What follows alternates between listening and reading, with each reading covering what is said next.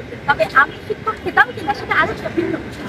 কিন্তু এই কোথায় আছে আসলে কি জানেন, যখন ক্ষমতা থাকে, মানিককে দেখেছেন না, বিচারপতি মানিককে, হ্যাঁ ওনাকে যখন আমি দেখেছি আমার কিন্তু ওনার জন্য খারাপ লাগে। কত অসহায় না, তো মানুষরা ভুলে যায়। দেখেন আপনি কখনো আমাকে এইভাবে পাবেন, XYZ সরকার যখনই আসবে আপনারা আমাকে এইভাবে পাবেন, কারণ আমি ক্ষমতার উপর ভোট দিয়ে কোনো কথা বলছি।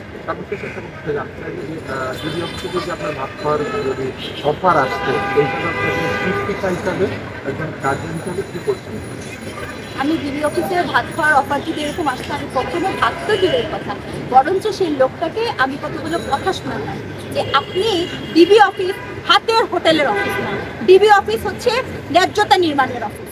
এখানে মানুষ অন্যায়ের বিচার চাওয়ার জন্য আসে, আপনি অন্যায়ের বিচার করেন, আপনি ভাত খাওয়াইতে বসেন কেন? ভাত খাওয়ানোর জন্য অনেকই আছে। ওই যে ওখানে একটা দেখেছিলাম, ভালো কাজের হোটেল, ভালো কাজ করলে পরে এক বাটি ভাত এমনি দেয়। ডিবি অফিসে ভাত খাওয়ার থেকে ওই ভালো কাজের হোটেলে ভাত খাওয়া অনেক সম্মান, যে আপনি একটা ভালো কাজ করে সেখান থেকে ভাত খান।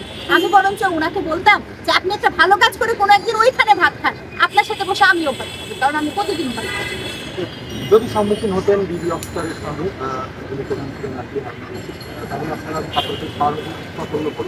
না না, আমরা তাদেরকে বলতাম আপনি কোন এখতিয়ারে তাদেরকে নিয়ে আসছেন। প্রথম কথা ছিল হচ্ছে যে আপনি কোন এখতিয়ারে তাদেরকে নিয়ে আসছেন, ছাত্রদেরকে নিয়ে আসছেন, উইদাউট ওয়ারেন্ট আপনি ছাত্রদেরকে আনতে পারেন কিনা, এবং সর্বশেষ সবচেয়ে গুরুত্বপূর্ণ, যদি আপনি বলেন আপনার হেফাজতে আছে, তাহলে আপনি তাদের মোবাইল রেখেছেন। মোবাইল ফোন দিয়ে কি হবে? কারণ তাদের যুক্তি ছিল তাদের নিরাপত্তার সাথে, মোবাইল দিয়ে ভিতরে ঢুকে কেউ অনিরাপদ করতে পারে না। তাহলে এই পুরো ব্যাপারটা কি ছিল? একটা সাজানো নাটক। এবং এই পুরো ব্যাপারটাতে সবচেয়ে বড় মানে কি বলবো, ভুল বোঝাবুঝি যেটা ছিল, তারা মনে করেছিল যে শুধুমাত্র পাবলিক বিশ্ববিদ্যালয়ের ছাত্রদেরকে নিয়ন্ত্রণ করা গেলেই পুরো গল্পটা নিয়ন্ত্রণ করা যায়।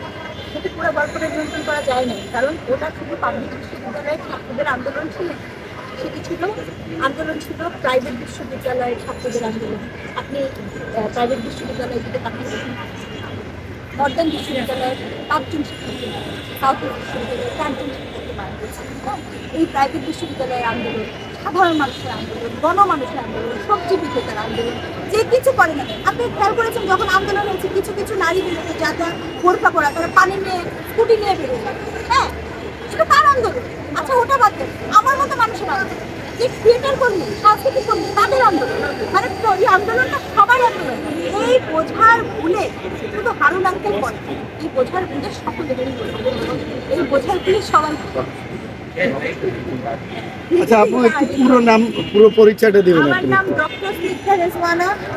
আপা আমি আচ্ছা একসাথে বাইনিতা ছিল, বাইয়ের সাথে আমিও বলছিলাম, পরে দিকে অনেক ওখানে চাপ হয়ে যাবে।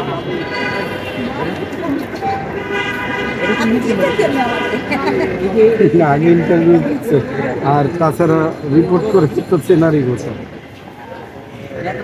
না আমি কিন্তু এটা দেখিনি, জানেন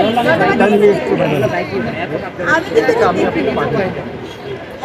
না না, ওটা ওটা কেন বলছি দাদা, পরে আমাকে একটা পাঠাচ্ছি যখন সব কিছু শেষ হয়েছে তখন ও আচ্ছা এটা এখানে